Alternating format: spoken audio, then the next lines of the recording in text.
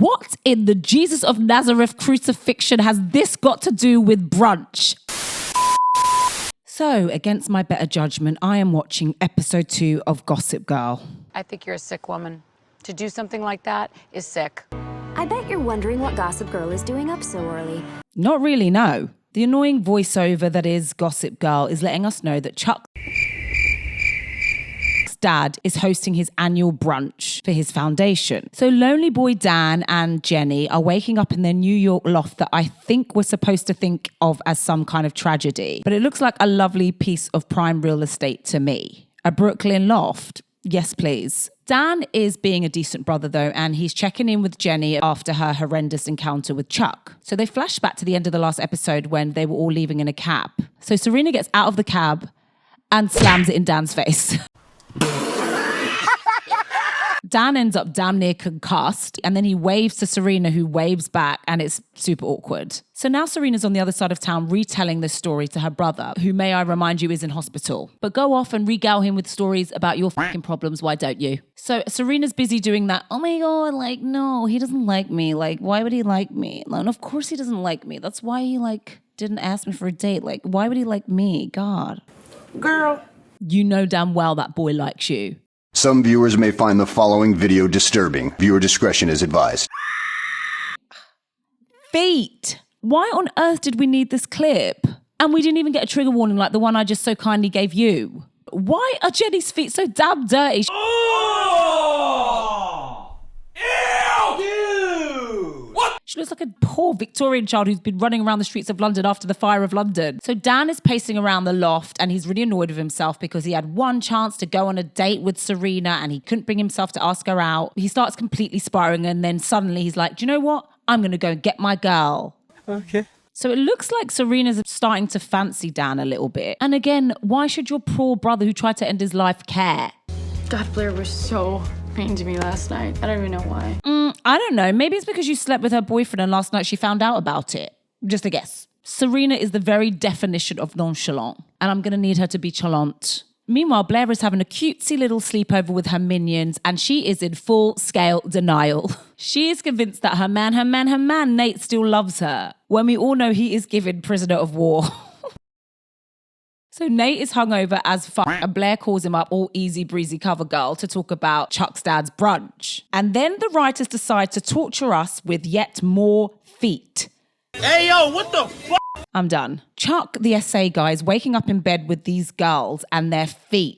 He gets those girls out of there quick time, but not before offering them up to Nate. What are they? Human sacrifice. So Chuck is making some insane concoction in the blender that looks like something the Grinch would throw up. And Nate accidentally lets spill that he's in love with Serena, which I absolutely cannot with. Dan has spruced himself up to go and stalk Serena again. And you know what? Despite this interesting ensemble, I'm going to give Dan credit. Credit where credit is due. He checks in on his sister again after the Chuck debacle. And I guess not every single character in the show is deplorable after all. So now Nate has taken up the mantle of being Serena's personal stalker and he calls up the hotel to try and find out what room Serena is staying in. Now, as well as a trigger warning for feet, there also needs to be a trigger warning for epilepsy because what are all these montages? I don't even have epilepsy and I was like, the editing is a lot. So Serena and her evil mum Lily with the non-smiling eyes are getting ready to go to the brunch of the year. But Serena wants to go and have a little chit-chat with Blair first. As Serena is leaving the hotel, Dan is entering and they miss each other. I feel like we've already used this device, people. Enough. Is it just going to be the sliding doors situation throughout the whole series? Came for Gossip Girl, stayed for this hotel worker. She probably won't be that long, right?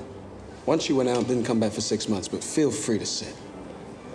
And Finally, some humor up in this place. So Dan decides to wait for Serena in the lobby. And guess who rocks up looking for Serena? You guess who? I know it's Nate. And he bumps into Lily, Serena's mum. Oh, what? Come on, Serena loves you. I mean, I think she's always had a little crush on you.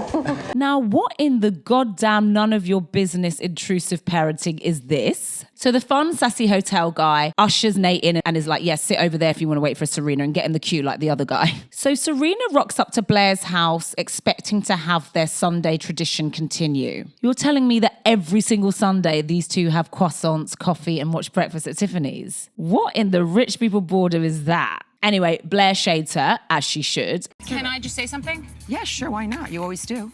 Serena is still playing like she's never done anything to Blair. And so finally Blair's like, you literally had sex with my boyfriend. Serena is shooketh, speechless, gagged, deceased. And look at the outfit she has to leave Blair's house in. Shame. Shame. A tragedy. So next, Jenny turns up at Blair's house. Where is the security? Security! Blair is swanning around in a see-through robe and high heels, and honestly, I'm kind of here for it. It's quite iconic. Jenny pretends that she's visiting Blair to return some pens, but basically it's really because she wants to know if Chuck's been saying anything about her. Honestly, he should be doing jail time and not saying a damn thing. Clank-de-clank! Clank-de-clank! Chuck likes to brag about his conquests, not his victims. Now, Blair girl, why are you talking about Chuck's assault in such a casual way? So Blair seems to be taking Jenny under her wing, and the glint in her eye suggests this may not be a good thing. So Serena's mum Lily gets out of a cab with some bug-looking sunglasses and meets up with Rufus to talk about Dan and Serena. She doesn't really want Dan dating Serena, and again, sis, why is it any of your business? Rufus and her have another ugly sparring match, and honestly, the whole thing feels like a repeat of last episode. I'm so tired, yeah. I'm so tired. I'm really tired. Moving on. So I guess Dan finally gives up on stalking Serena, and he steps outside and has an awkward interaction with Nate, who, remember, is also waiting for Serena. And guess who turns up? Guess who? I know it's Chuck. Chuck tries to fight Dan, even though he is the one that assaulted Dan's sister, and Nate ends up holding him back. And it's like, you weren't going to do anything anyway. Okay, I will admit, Dan is a little tiny bit more than bearable. This isn't over.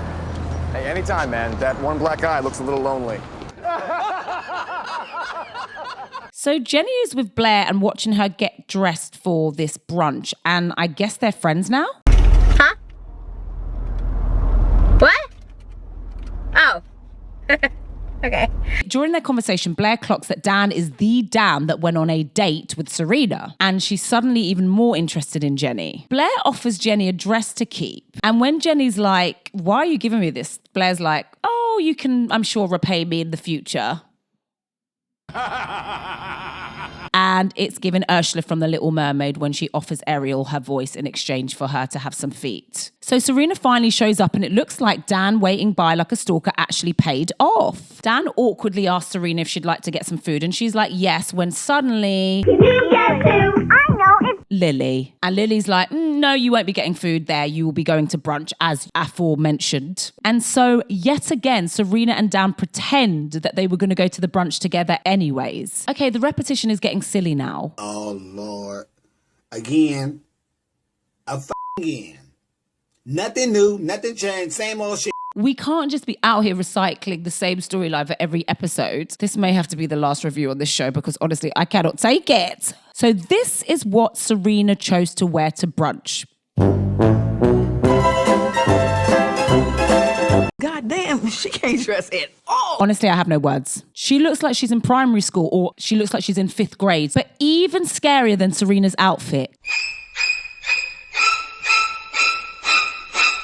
What in the Jesus of Nazareth crucifixion has this got to do with brunch? This show just gets wackier and wackier by the second. So the teens are chopping it up when Blair looks up and sees Dan and Serena entering the party, another party where at least one of them was not invited to. Again, writers, I'm going to need you to find another narrative, I beg. It is some kind of audacity that Serena has turned up to this party knowing full well what she did with Blair's boyfriend. And it's also batshit cray-cray bananas that Dan should want to be in the same room as the guy who assaulted his little sister. But this, ladies and gentlemen, is Gossip Girl. This look from Nate is terrifying. Is he going to attack her later? You absolutely cannot tell with this show, let's be for real. Anyway, Serena and Nate lock eyes, and with his eyes and eyebrows, he lets Serena know that he wants to talk to her. Catch me going to speak to someone who summons me like this. Am I a dog? Chuck, whose name is Charles, looks like Dick Van Dyke in Mary Poppins, and his dad looks like somebody who should be in a badly scripted pornographic film. Now, I don't know why that's the case, but work with me here. I'm right? You getting that? I'm getting it. I don't get it. The invitation said black tie, not black eye.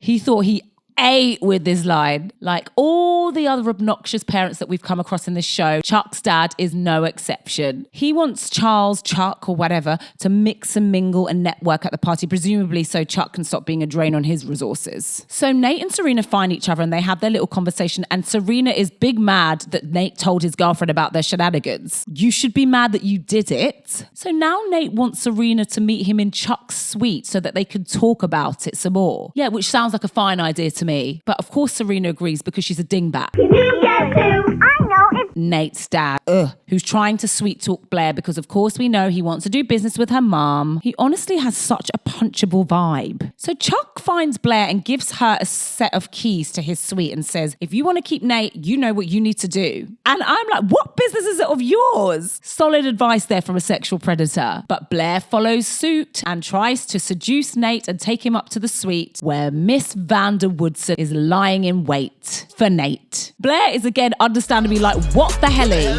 And Serena uses it as an opportunity to shame Blair for wanting to sleep with her own boyfriends. The cheek, the nerve, the gall, the audacity, and the gumption. Read the room, Serena. So Blair runs out the room and she's like, I'm going to tell Dan about your indiscretion with my mans. And honestly, we do not care. Dan and Serena aren't even dating, and she slept with Nate way before Serena decided that Dan was even worth talking to. Meanwhile, Dan has stepped out of the party and into a conversation between Lily and Chuck's dad, where it appears that they seem to be having some sort of secret relationship. Honestly, I'm here to tell you right now, we don't care. Let me tell you. We don't care. But pray tell, how on earth did he hear their intimate conversation from way over there? So Lily runs after Dan and she's like, I do not appreciate you lurking about and eavesdropping on my conversation. And Dan's like, I really wasn't eavesdropping, but he really was. And Lily says to him, do not tell Serena about this interaction. And Dan agrees to it, even though he owes this woman literally nothing. So back in the party, and Blair rushes over to Dan to tell him all about what Serena's been up to. And everyone descends all at once. So Dan let slips that Nate was also waiting for Serena earlier, which obviously Blair did not know about. And then Blair and Chuck let the cat out of the bag that Serena slept with Nate. Receipts, proof, timeline, screenshots, everything. Again, it's all a little bit dramatic because Dan didn't even know Serena like that. So evil Chuck then starts taunting Dan about assaulting his little sister, and Dan does the reasonable thing and shoves him into the hors d'oeuvres. People start taking pictures of it all, and Dan storms out without Serena, and she gets left with despicable Chuck. So Serena runs after Dan to apologize to him, and he's like, I really don't want anything to do with your cray-cray bananas world. And honestly, Dan, run. These people are insane. Serena then tries to guilt tip Dan into staying and entertaining the nonsense that this high society provides. And again, read the room, Serena. Thank God Dan leaves her on red and her and her ugly dress have to walk away. So back at the loft and the gang's all back together. And Dan has now realised that he does not need to be embroiled in any high society drama. He lives in a nice Brooklyn loft and he has family that he loves that he can go back to. Meanwhile, Nate and Blair lie in a bed with their shit show of a relationship. And I guess they're going to keep up the facade for a little bit longer. A heavy montage follows that includes Serena going through her phone and looking at the good old days and the happier times when her friend didn't know that she had slept with her man. She ends up taking her phone and dashing it into the trash. It looks like Jenny may be turning into a mini soldier for Blair, and the crucifixion mannequin ends up in bed with Chuck. And all is well in Gossip Girl. So Dan, he gets off the starting block because he doesn't really see it for Chuck at all and he's protective over his younger sister. Serena in the bin, no real accountability for her actions against her best friend. Blair, not too much because you still give scheming, but your boyfriend is fraudulent and a coward, so I feel a little bit sorry for you. Chuck, not a single redeeming quality, get in the bin. Nate, you and your eyebrows can stay below the decency threshold. You slept with your girlfriend's best mate. Jenny, unsure about you, but why are you up everyone's ass? Rufus, I hate your bolero and your attitude towards Lily is a bit much. God damn, I cannot believe I made another one of these. Okay. I don't hate everyone in this episode, so there's that. Dan is tolerable, but he cannot be the only redeeming thing about this entire show. Anyway, I'm still working out whether reviewing this show is going to send me into an early grave. My disappointment is immeasurable, and my day is ruined. For those who don't know, I also make videos on the Gilmore Girls, and you can find a playlist somewhere on my YouTube channel. So if you like me, you might like those. Anyway, until next time, okay, bye.